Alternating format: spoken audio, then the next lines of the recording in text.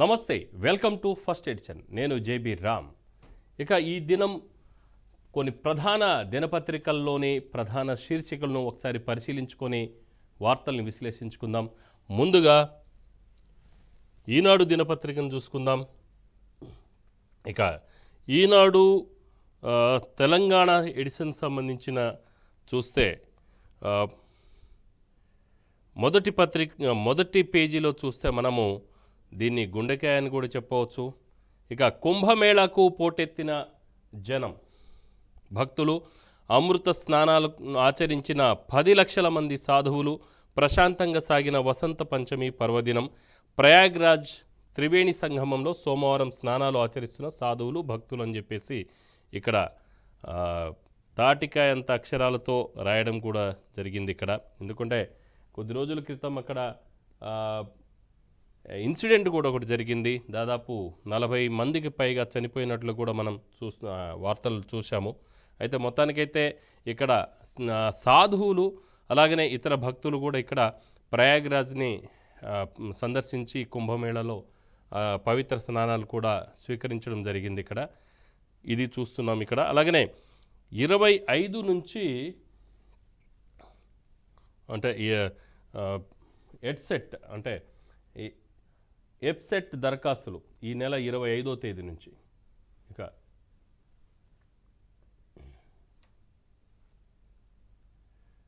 ఇక నెక్స్ట్ బడ్జెట్లో ఏపీకి సంబంధించిన వార్తలు చూస్తే మనం ఇక్కడ బడ్జెట్లో ఏపీ రైల్వే ప్రాజెక్టులకు 9,417 కోట్ల రూపాయలు కేటాయించినట్టుగా ఇక్కడ మనం చూస్తున్నాము.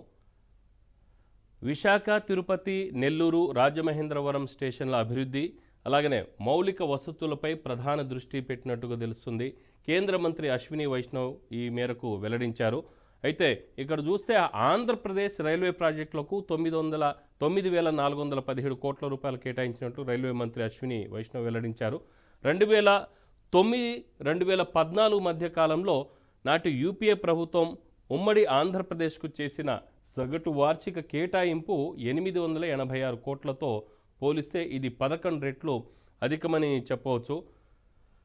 అలాగనే ఆంధ్రప్రదేశ్లో కొన్ని రైల్వే లైన్స్ ఇటు తెలంగాణ అలాగనే ఇటు ఆంధ్రప్రదేశ్లో కూడా దాదాపు ఒరిస్సా, ఛత్తీస్గఢ్, ఇటు నార్త్ ఈస్ట్ ప్రాంతాలకు అన్నీ అంటే దాదాపు 7 sister states and Orissa, west Bengal ఇంకా సిక్కిం ఆయా రాష్ట్రాలకు వెళ్ళే ప్రాంతాలైతే ఇక్కడ నుంచి మన ఆంధ్రప్రదేశ్ నుంచి వెళ్తాయి. ఇటు కర్ణాటక నుంచి అలాగనే తమిళనాడు నుంచి దాదాపు ఒక 10-12 రాష్ట్రాలను కలుపుకునే లైన్స్ మాత్రం ఆంధ్రప్రదేశ్లో రైల్వే లైన్స్ ఉన్నాయని చెప్పవచ్చు. కాబట్టి ఇక్కడ ఆంధ్రప్రదేశ్ విషయంలో సౌత్ ఇండియాలోనే ఎక్కువగా మరి ఆంధ్రప్రదేశ్ మీద దృష్టి పెట్టిందని చెప్పేసి మనం చూడవచ్చు.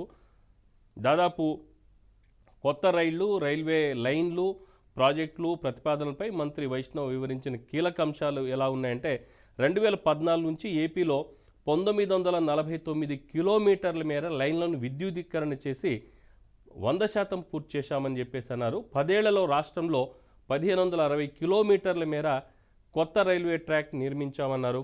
ఇది శ్రీలంకలో ఉన్న మొత్తం రైల్వే నెట్వర్క్ కంటే ఎక్కువ. అది మనం గమనించాల్సింది. మొత్తానికైతే ఆంధ్రప్రదేశ్ విషయంలో అయితే కేంద్ర ప్రభుత్వం ఒక మంచి ఉద్దేశంతోనే ఇదొక రైల్వే ప్రాజెక్ట్ని తీసుకొచ్చిందని చెప్పేసి మనం చూడవచ్చు. ఇక ఆర్థిక విధ్వంసానికి గురైన ఏపీని ఆదుకోండి అని చెప్పేసి 16వ ఆర్థిక సంఘం చైర్మన్ అరవింద్ పనగాడియాతో సీఎం చంద్రబాబు భేటీ అయ్యారు. దాదాపు 2 గంటల పాటు పనగాడియాతో అలాగనే ఇతర ఆర్థిక విభాగానికి సంబంధించిన అధికారులతో ఇక్కడ సమావేశమయ్యి ఆయన అక్కడ ఒక విజువలైజ్డ్ ఒక చూపించడం జరిగింది. అలాగనే ఆంధ్రప్రదేశ్లో పెట్టుబడులు గనక వస్తే అలాగనే మీరు గనక కొంత సహకారం అందిస్తే మేము రాబోయే రోజుల్లో ఒక రోల్ మోడల్గా మళ్ళీ ఆంధ్రప్రదేశ్ని తీసుకొస్తాము. ఎందుకనంటే ఏపీ గత 5 సంవత్సరాల్లో విధ్వంసకరమైన ప్రాంతంగా ఒక రాష్ట్రంగా ఏర్పడిందని చెప్పేసి వాళ్ళ యొక్క అభిప్రాయాన్ని అక్కడ వ్యక్తపరిచారు. ఇక లోపలి పేజీల్లో చూస్తే విభజన సమస్యలు సామరస్యంగా పరిష్కరించుకోండి అని తెలుగు రాష్ట్రాల సీఎస్లకు కేంద్ర హోంశాఖ కార్యదర్శి సూచన అనేది సూచించినట్టుగా చూస్తున్నాం ఇక్కడ. అలాగనే ఆ స్థానాలన్నీ కూటమి ఖాతాల్లోకి అని చెప్పేసి ఇక్కడ మనం మెయిన్ పేజీలోనే వార్తలు చూడొచ్చు. అయితే ఇక్కడ చూస్తే హిందూపురం మున్సిపల్ చైర్పర్సన్ పదవి తెలుగుదేశం పార్టీకి, అలాగనే గతంలో ప్రలోభాలు బెదిరింపులతో గెలిచిన వైకాపా అని చెప్పేసి ఇక్కడ చెప్పడం జరిగింది. అయితే చూస్తే ఇక్కడ మరోవైపు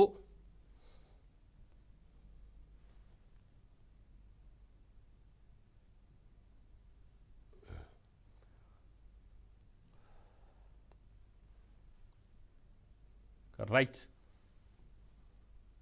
కొంత టెక్నికల్ ప్రాబ్లం వల్ల కొంచెం మనకు ఆలస్యం అవుతుంది. మొత్తానికైతే హిందూపురం మున్సిపాలిటీని తెలుగుదేశం పార్టీకి సంబంధించిన తెలుగుదేశం పార్టీ అక్కడ తమ ఖాతాలో తీసుకుంది. ఎందుకనంటే హిందూపురం చాలా కీలకమైన అంశం కూడా. ఎందుకనంటే తెలుగుదేశం పార్టీ 1983లో ఎప్పుడైతే ప్రారంభమైందో ఆనాటి నుంచి ఈనాటికి కూడా మరి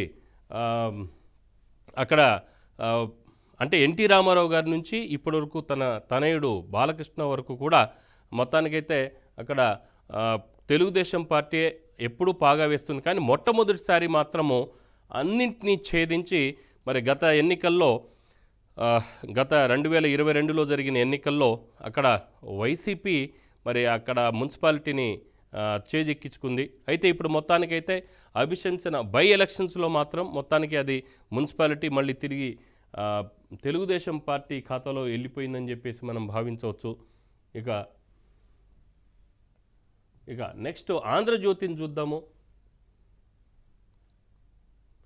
సో ఇక ఆంధ్రజ్యోతి విషయానికి వస్తే గవర్నరా రాష్ట్రపత అని చెప్పేసి రిటైర్మెంట్ తర్వాత రాజీవ్ కుమార్కు ఏ పదవి ఇస్తున్నారు, అందుకే సిఈసి బీజేపీకి సాగిలపడుతున్నారు.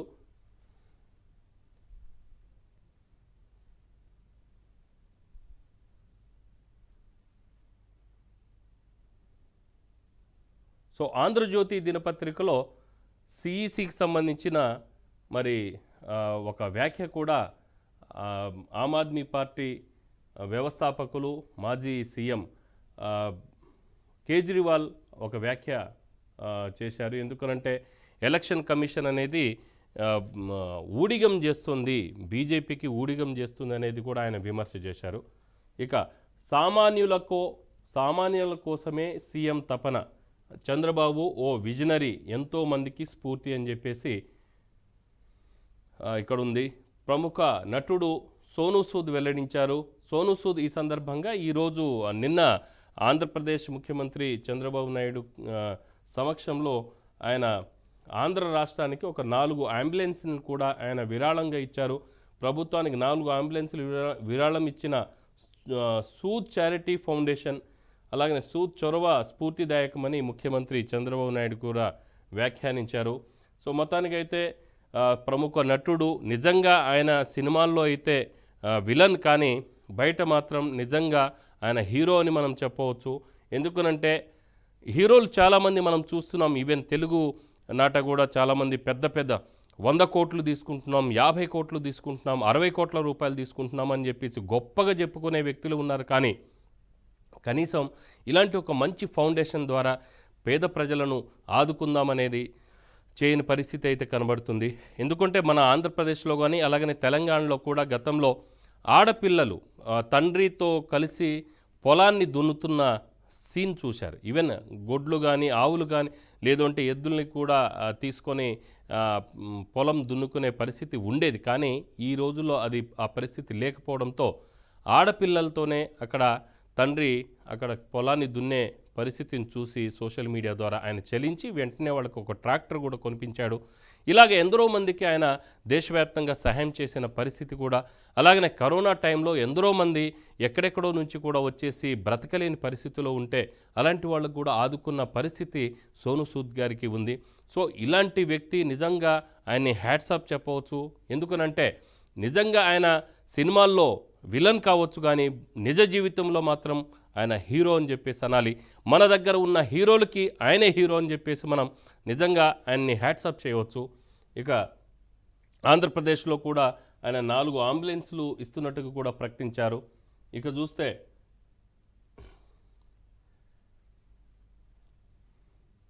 ఇక నెక్స్ట్ ఆంధ్రజ్యోతి తెలంగాణ ఎడిషన్ చూద్దాం. హైదరాబాద్ సంబంధించిన ఎడిషన్లో ఇందాక మనం అది మిస్ అయ్యాము. గవర్నరా రాష్ట్రపతి అంటూ ఇక్కడ కేజ్రీవాల్ ఇందాక మనం చూసాం కదా, అది మిస్ అయిపోయాం. సో రిటైర్మెంట్ తర్వాత రాజీవ్ కుమార్కు ఏ పదవి ఇస్తున్నారని చెప్పేసి ఎలక్షన్ కమిషనర్కి సంబంధించిన వ్యాఖ్యలు అయితే ఆయన విమర్శ చేశారు ఇక్కడ. అందుకే బీజేపీకి సిఈసి సాగిలపడుతున్నారని, ఎన్నికల కమిషన్ అసలు లేనట్లుగా ఉంది అని చెప్పేసి ఆయన వ్యాఖ్యానించారు. ఎన్నికల్లో బీజేపీ 10% ఓట్లను రిగ్గింగ్ చేయవచ్చు అని చెప్పేసి కూడా ఆయన అభిప్రాయపడుతున్నారు. ఎందుకంటే పోలవుతున్న ఓట్లు ఒకటైతే మరి ఫైనల్గా కనబడుతున్న అంటే ఎలక్షన్స్ అయిపోయి తర్వాత రిజల్ట్ వచ్చే నాటికి మరి ఎక్కువ కనబడుతున్నాయి. ఈవెన్ ఆంధ్రప్రదేశ్లో కానీ, లేదు అంటే మహారాష్ట్రలో చూసినా, లేకుంటే జార్ఖండ్లో చూసినా, జార్ఖండ్లో దాదాపు 2-3 లక్షల ఓట్లు కూడా అదనంగా వచ్చాయని చెప్పేసి అక్కడ ఆరోపణ ఉంది. అలాగనే ఆంధ్రప్రదేశ్లో కూడా గత సంవత్సరం జరిగిన ఎన్నికల్లో కూడా దాదాపు 49 లక్షల ఓట్లు అక్కడ ఓటు వేసిన అంటే పోలింగ్ రోజు తేలిన లెక్క, దాని తర్వాత రిజల్ట్ వచ్చిన తర్వాత వచ్చిన లెక్క చాలా డిఫరెంట్ ఉంది. కాబట్టి అనేక అనుమానాలు కూడా వస్తున్నాయి. సో ఈ విధంగా మరొకసారి ఇక్కడ అనుమానాన్ని కూడా వ్యక్తపరిచినట్లుగా ఉంది, ఇక్కడ చూడొచ్చు. అలాగే చాలామంది కూడా ఈవీఎంస్ ఉన్నంత వరకు మంచి ప్రభుత్వం ఎలా అవుతుందని చెప్పేసి కూడా వ్యాఖ్యలు చేశారు. ఈవెన్ వైసీపీ వాళ్ళు కానీ, లేదా కాంగ్రెస్ పార్టీ నాయకులు కూడా ఈ విధమైన వ్యాఖ్యలు అయితే చేశారు. అనుమానం అయితే వస్తుంది. సో మరొకసారి ఒక 2 దఫాలు ముఖ్యమంత్రిగా చేసిన ఒక పెద్ద వ్యక్తి, ఒక రెజల్యూషన్ అనేది ప్రజల్లో తీసుకొచ్చిన ఒక సామాన్యుడు కూడా ముఖ్యమంత్రి కాగలడు. ఒక సామాన్యుడు తలుచుకుంటే ఏదైనా చేయగలడు. విత్తనంలో చేవ ఉంటే చవిటి నేలను కూడా చీల్చుకొని మొలకెత్తుతుంది అన్న వర్డ్ ఏదైతే ఉందో దాన్ని నిజంగా నిరూపించిన వ్యక్తి మరి కేజ్రీవాల్ అని చెప్పొచ్చు. అలాంటి వ్యక్తి ఈరోజు వ్యాఖ్యానించడం, ఒక ఎలక్షన్ కమిషన్ మీద, ఒక చీఫ్ ఎలక్షన్ కమిషనర్ మీద ఆయన వ్యాఖ్యానించడం అనేది ఒక నిజంగా చెప్పుకోదగ్గ విషయము. ఎందుకనంటే మహారాష్ట్రలో కూడా మొన్నటిసారి కూటమి 2 కూటములు అక్కడ ఉన్నాయి, కానీ బీజేపీకి చాలా వ్యతిరేకత కనబడింది. కొన్ని సర్వేల్లో కూడా చూసాం. కానీ మొత్తానికైతే లాస్ట్కి అయితే 76 లక్షల ఓట్లతో అక్కడ పైచిలుకు ఓట్లు, అంటే 76 లక్షల ఓట్లు ఎక్కువగా వచ్చింది అక్కడ. సో ఎలా వచ్చిందనేది ఎవరికి తెలియని పరిస్థితి. సో మొత్తానికైతే అక్కడ ఆ పార్టీ గెలుపొందింది అక్కడ. దానివల్ల కొంత నమోదైన ఓట్లకును తర్వాత రిజల్ట్ సమయంలో వచ్చిన ఓట్లకు చాలా తేడా ఉందని చెప్పేసి అక్కడ మొత్తానికైతే జనమందరికీ కూడా ఒక ఎడ్యుకేటెడ్ పీపుల్గా ఉన్న వ్యక్తులకి అది ఎంతో నిర్ఘాంతపోయే ఒక విధమైన ఒక రిజల్ట్గా అని చెప్పేసి చూసుకోవచ్చు. ఎందుకంటే ప్రజాస్వామ్యంలో దొమ్మిలు చేస్తారు, అలాగనే రిగ్గింగ్ చేస్తారు, ఇవన్నీ కూడా కామన్. కానీ ఈ రోజుల్లో అంటే టెక్నాలజీ బాగా డెవలప్ అయిన రోజుల్లో కూడా వేరువేరు విధాలుగా టెక్నాలజీని కూడా ట్యాంపరింగ్ చేస్తున్నారు. ఇందులో కూడా మోసం వ్యక్తం అవుతుంది అని చెప్పేసి కూడా చాలామంది అనుమానమైతే వ్యక్తపరుస్తున్నారు. ఆ విధంగానే కేజ్రీవాల్ కూడా మరి ఎలక్షన్ కమిషనర్ మీద కూడా అంటే ఒక సంచలన ఆరోపణ అయితే చేశారు. ఆప్ జాతీయ అంటే 15% ఆధిక్యం ఇస్తేనే వాళ్ళ అక్రమాలకు అడ్డుకట్ట అని చెప్పేసి అక్కడ చెప్తున్నారు. హస్తినలో జైలు రాజకీయం, సానుభూతికి ప్రయత్నం అని చెప్పేసి మరొక వ్యాఖ్య ఇక్కడ చేశారు. మొత్తానికి అయితే ఇంకొక వార్త చూస్తే మనం ఇక్కడ మైతేయులుని చూస్తే మైతేయులు అంటే ఎవరు అంటే మణిపూర్ రాష్ట్రంలో దాదాపు 2 సంవత్సరాల నుంచి ఘోరంగా అక్కడ మసాక్రే జరుగుతుంది. అంటే మానవ నరమేధం అనేది జరుగుతుంది. ఇక్కడ ఈయనే మన జర్నలిస్టు కూడా, ఈయన ముఖ్యమంత్రి అక్కడ మైతేయులను తుపాకులు దోచుకొని ఇవ్వండి అని చెప్పారు. ఆడియోలో మణిపూర్ సీఎం బీరేన్ ఆదేశాలు. ఆడియో క్లిప్లకు ట్రూత్ ల్యాబ్స్ ఫోరెన్సిక్స్ పరీక్ష. 93% సరిపోలిన ముఖ్యమంత్రి ఆడియో. సుప్రీంకు నివేదిక సమర్పించిన ప్రశాంత్ భూషణ్. హింసాగ్నికి ముఖ్యమంత్రి వ్యాఖ్యల ఆజ్యం. సుప్రీంకోర్టులో కోహూర్ సంస్థ పిటిషన్. మార్చి 24కు వాయిదా వేసిన ధర్మాసనం. చూడండి, ఒక ముఖ్యమంత్రి ఒక ముఖ్యమంత్రి అంటే ప్రజల తరఫున పనిచేయవలసిన వ్యక్తి. కానీ ఒక ముఖ్యమంత్రియే ఆయన తెగకు చెందిన వ్యక్తి. అక్కడ కుకీ ప్రజలు ఉన్నారు, మైతేయులు ఉన్నారు, అలాగనే నాగామీస్ ఉన్నారు, ఇంకా రకరకాల ప్రజలు అక్కడ ఉన్నారు. కుకీలు అని అంటే అక్కడ ట్రైబల్ ప్రజలు.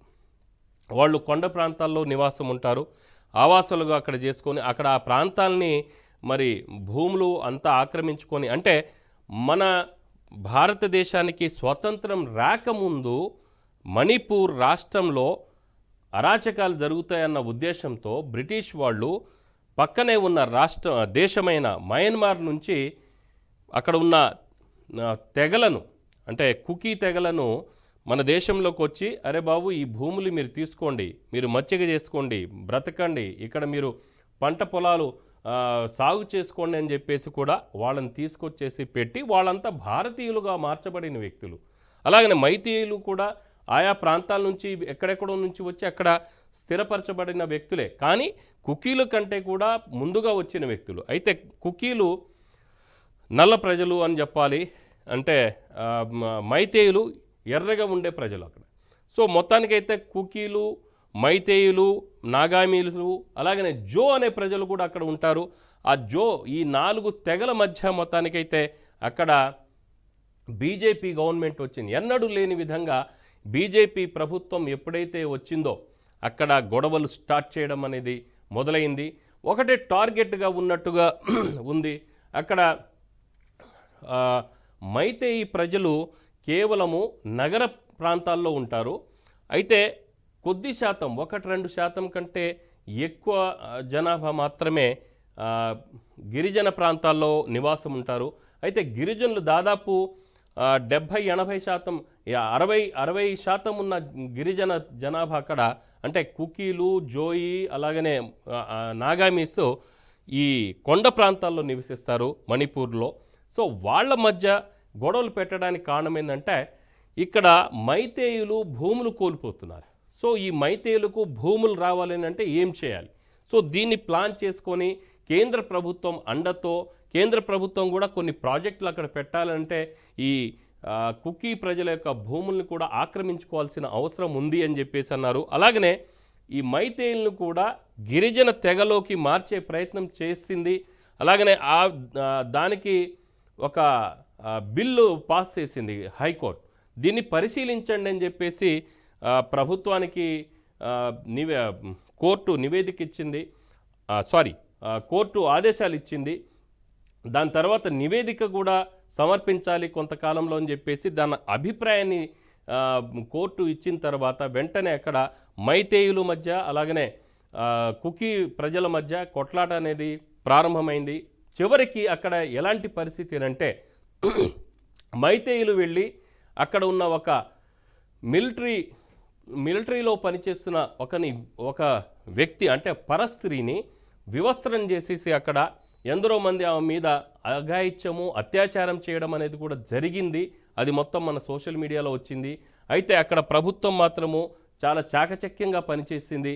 మైతేయులకు అనేక విధాలుగా సహాయం చేసినట్టు కూడా కొంత ఆరోపణలు వచ్చాయి. దీనికి మానవ హక్కుల వాదులు కూడా అక్కడికి వెళ్ళారు. ఎందరో మంది ఆ యొక్క భారతదేశం ఏంటి అంత అరాచకంగా మెలుగుతుంది, అరాచకం ఇక్కడ ఉంది, ఇదేమైనా మనం లైబీరియాలో ఉన్నామా, సైబీరియాలో ఉన్నామా, లేదంటే ఏదైనా ఉగాండా లాంటి ఇతర పక్కన ఉన్న ఆఫ్రికన్ కంట్రీస్లో ఉన్నామా అని చెప్పేసి కూడా ఒక అనుమానం అయితే వచ్చింది. ఆ విధంగా ఇప్పటికి కూడా దాదాపు కుకీ ప్రజలైతే, జాయ్ అండ్ కుకీ నాగామీస్ అయితే దాదాపు 200 మందిని నరమేధం అయితే అక్కడ జరిగింది. దాదాపు 40-50 హిందూ దేవాలయాలను అక్కడ పగలగొట్టారు. ఈ విధంగా చూసుకుంటూ పోతే దాదాపు ఒక 2000 చర్చిల్ని కూడా అక్కడ తగలబెట్టారు, 2000 ఇళ్లను తగలబెట్టినట్టు కూడా తెలుస్తుంది. అలాగనే దాదాపు 2200కు పైగా కుకీ మహిళలను అక్కడ రేప్ చేసినట్టు కూడా కొంత వస్తుంది. అయితే దీన్ని చూడొచ్చు, ఆడియోలో మణిపూర్ సీఎం బీరేన్ ఆదేశాలు ఇచ్చినట్టుగా ఇక్కడ 93% ఆయన వాయిస్ ఏదైతే ఉందో అది సరిపోలేదు. మైతేయులను తుపాకులు దోచుకొనివ్వండి అని చెప్పేసి ఆయన చెప్పిన ఆడియో ఏదైతే ఉందో అక్కడ అది రియలైజ్ అవ్వాలి, క్షమాపణ కోరాలి ఈ ముఖ్యమంత్రి. ఇంకొక వార్త చూస్తే ఇక్కడ రిజిస్ట్రేషన్ల ఆదాయం కుదేలు అంటే 18,229 కోట్ల రూపాయలు, 11,600 కోట్ల రూపాయలు, 340 కోట్ల రూపాయలు. అంటే ఈ ఆర్థిక సంవత్సరం లక్ష్యం ఇంత అయితే 10 నెలల్లో వచ్చింది 11,600 కోట్ల రూపాయలు. అలాగనే నిరుటి కంటే తక్కువ, ఎంత తక్కువ వచ్చింది అని అంటే 340 కోట్ల రూపాయలు ఈ సంవత్సరం తక్కువ వచ్చిందని చెప్పేసి ఆదాయం అక్కడ చూపించడం జరిగింది. ఇక పంతానికి పోతే నష్టమే, విభజన సమస్యలపై మొండి పట్టుదల వద్దు, ఇరు రాష్ట్రాల సామరస్యంగా పరిష్కరించుకోవాలి, తెలంగాణ ఏపీసీఎస్లకు కేంద్ర హోంశాఖ స్పష్టం చేసింది. సో మొత్తానికైతే రాష్ట్రం విడిపోయి ఇప్పుడు 10 సంవత్సరాలు దాటిపోయింది కూడా ఆల్రెడీ. దాదాపు ఇప్పుడు జూన్ 5వ తేదీ వస్తే జూన్ 2వ తేదీ వస్తే మొత్తానికైతే 11 సంవత్సరాలు కావస్తుంది. సో ఇప్పటివరకు కూడా ఈ విభజనకు సంబంధించిన సమస్య ఏదైతే ఉందో అది ఒక తాటికి రాని పరిస్థితి అయితే మనం చూస్తున్నాము. అలాగే నిర్మాత కేపీ చౌదరి ఖమ్మం జిల్లాకు చెందిన వ్యక్తి. ఇతను బడా నిర్మాతల్లో ఒక వ్యక్తి అని కూడా చెప్పుకోవాలి. ఎందుకనంటే కబాలీ లాంటి పెద్ద సినిమాని ఆయన తెలంగాణ రాష్ట్రానికి నిర్మాత కూడా అయ్యారు. అయితే మొత్తానికైతే ఒకటి మనం ఒకటి ఆశిస్తే దేవుడు ఇంకొకటి శాసిస్తాడని అంటారు కదా. సో పెద్ద పోస్టులో అంటే పెద్ద పేరుగాంచిన వ్యక్తుల్లో కూడా ఒక వ్యక్తి ఈ విధంగా డ్రగ్స్కు పాల్పడి డ్రగ్స్ కేసుల్లో మరి నిందితుడిగా ఉంటూ కూడా ఆర్థికంగా ఇబ్బందులు పడుతూ ఆయన చివరికి ఆత్మహత్య చేసుకునే పరిస్థితి వచ్చింది. అలాగనే ఇక్కడ చూస్తే మోహన్ బాబు మంచు వాగ్వాదం అనేది మరొకసారి తెర మీదకి వచ్చింది. సో కుటుంబ ఆస్తి వివాదంపై కలెక్టరేట్లో విచారణ, అదనపు కలెక్టర్ ప్రతిమా సింగ్ ఎదుటే దూషణలు, ఆస్తులు, విద్యాసంస్థల విషయమై తీవ్ర సంవాదం, పోలీసులకు పిలుపు, వచ్చే వారం మళ్లీ విచారణ, వేర్వేరు గేట్ల నుంచి బయటకు తండ్రి కొడుకులు. సో ఈ తండ్రి కొడుకుల గొడవ అయితే ఒకటి వచ్చింది. మొత్తానికైతే దీన్ని మాత్రం ఇప్పుడు జర్నలిస్టులు వెళ్ళి కవర్ చేయాలి. అదే జర్నలిస్టులు ప్రశ్నిస్తే ఏమో కొడతారు. సో ఇది ఎంత నీచమైన వ్యవహారం అండి ఇది. ఒక పెద్ద పోస్ట్లో ఉన్న ఒక మంచి పేరుగాంచిన ఒక హీరో లాస్ట్కి ఎంతకు దిగజారిపోయారు అని అంటే జర్నలిస్టులను కొట్టే పరిస్థితి తీసుకొచ్చారు. అంటే ఎప్పుడైనా సరే ఒక హీరో అన్నప్పుడు ప్రజలు చూస్తారు, అభిమానులు ఉంటారు. మా హీరో అభిమాన నటుడి ఇంట్లో ఏం జరుగుతుందనే ఒక ఔత్సాహికత ఉంటుంది, ఉత్సాహం అనేది ఉంటుంది, తెలుసుకోవాలి ఏం జరుగుతుందని చెప్పేసి. అలాంటి వాటికి వెళ్తున్నప్పుడు మరి జర్నలిస్టులు ప్రశ్నిస్తే వాళ్ళని కొట్టడం ఏంటండి? ఈరోజు మరి మీ పరిస్థితి ఏంటి? మీరు రోడ్డు మీదకి వచ్చారు, మిమ్మల్ని ప్రశ్నించాల్సిన పరిస్థితి ఎవరికి ఉంది? జర్నలిస్టుకే ఉందండి. ప్రభుత్వానికి ఇటు ప్రజలకు మధ్య అనుసంధానంగా నడిచే జర్నలిస్టుల మీద దాడి చేయడం కరెక్ట్ కాదు. మొత్తానికైతే మీ కుటుంబంలో ఉన్న ఈ రచ్చ ఏదైతే ఉందో అది సమసిపోవాలని మనస్ఫూర్తిగా మేము కూడా ఒక జర్నలిస్టుగా ఆశిస్తున్నాం. ఇక నెక్స్ట్ సాక్షి దినపత్రికను మనం చూద్దాం. సాక్షి దినపత్రిక యొక్క ప్రధాన శీర్షికలు ఏంటనేది ఒకసారి మనం పరిశీలిద్దాం. గుడ్లు తేలిస్తున్న కోళ్లు, అంతు చిక్కని లక్షణాలతో ప్రతి పౌల్ట్రీలో నిత్యం వేలాదిగా మృత్యువాత పడుతున్నాయి. నిజంగా చెప్పాలంటే అండి, పౌల్ట్రీ విషయంలో మనం ఒక కోడి గుడ్డు నుంచి వచ్చిన తర్వాత ఆ కోడి పిల్ల అది తయారవ్వడానికి దాదాపు 90 రోజులు పడుతుంది. అది తినటానికి 110 రోజులు పడుతుంది. అలాంటిది అది 10 రెట్లు దాది తయారై వచ్చే నాటికి మనం తినేస్తున్నాం. ఇంకా చూస్తే ఇంకొక వార్త మనం చూస్తే అండి,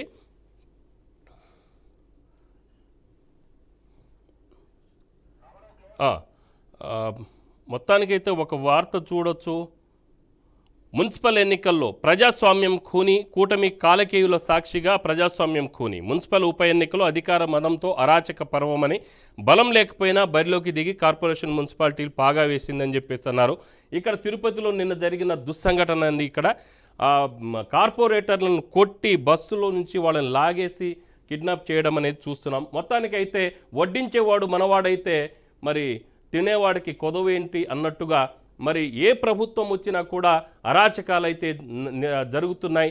ఈవెన్ ఆంధ్రప్రదేశ్ విషయంలో చూసినా కూడా మొత్తానికి ఈ విధంగా మనం చూడవచ్చు. ఇక్కడ నిజంగా 85 మున్సిపాలిటీల్లో 82 మున్సిపాలిటీలు వైసీపీ గెలుచుకుంది. అయితే ఇప్పుడు ఉప ఎన్నికలు అనేది ఒక కృత్రిమ సమస్యను తీసుకొచ్చిన తర్వాత మొత్తానికి గెలుచుకునే ప్రయత్నం అయితే చేస్తుంది. ఇప్పటికీ కూడా 13 కార్పొరేషన్లో వైసీపీ ఉంది. అలాగనే 82 మున్సిపాలిటీని వైసీపీ గెలుచుకొని ఉంది. కానీ వీరన్నింటినీ క్లోజ్ చేసే ప్రయత్నం అయితే మొత్తానికి బలవంతంగానో ఇంకొక విధంగా తీసుకునే ప్రయత్నం అయితే వైసీపీ అక్కడ కూటమి ప్రభుత్వం చేస్తుంది. ఇది ఈరోజు ఫస్ట్ ఎడిషన్లోని న్యూస్ పేపర్కి సంబంధించిన అనాలిసిస్. మరో అనాలిసిస్తో మళ్ళీ కలుసుకుందాం. చూస్తూనే ఉండండి బీఆర్కే న్యూస్, తెలుగోడి సత్తా.